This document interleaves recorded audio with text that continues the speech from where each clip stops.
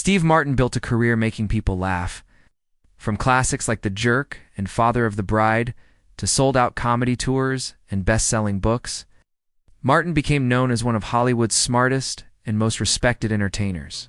But away from the cameras, he had another obsession that most fans never saw coming: fine art, and that passion pulled him straight into one of the biggest forgery scandals in modern history. For years, Steve Martin quietly collected expensive paintings from major artists. Unlike celebrities who buy art just for decoration, Martin was considered a serious collector. He studied art history, attended gallery events, and spent huge amounts of money building a collection that experts respected.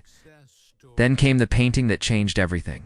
In 2004, Martin purchased a work called Landscape with Horses, believed to be painted by famous artist Heinrich Campendonck.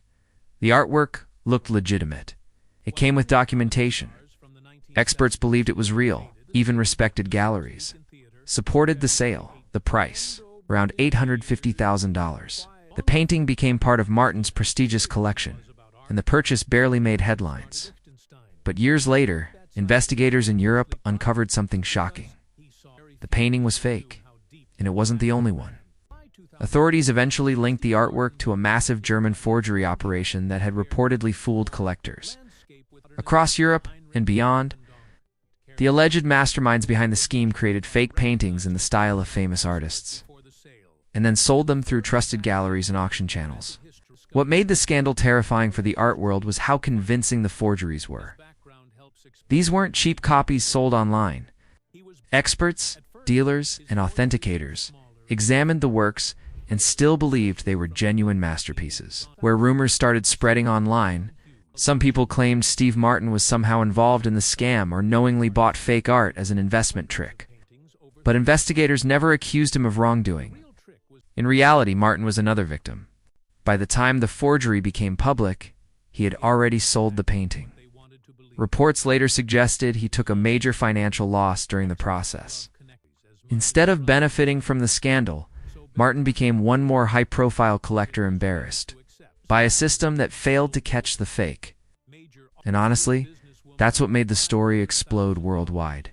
Because if someone like Steve Martin, a careful collector working with respected galleries and experts, could be fooled so easily, then who else had fake masterpieces hanging on their walls? Suddenly, people began questioning the entire high-end art market. How much trust should buyers place in certificates, galleries, and expert opinions? And how many expensive paintings sitting in private collections might actually be sophisticated fakes? The scandal became bigger than one celebrity. It exposed how secretive and fragile the elite art world really is. In the end, Steve Martin's name became attached to the story not because he caused the scandal, because he proved that even intelligent, experienced collectors can be deceived when millions of dollars in reputation are involved. And maybe that's the most shocking part of all, because if the experts couldn't tell the difference between real genius and a fake,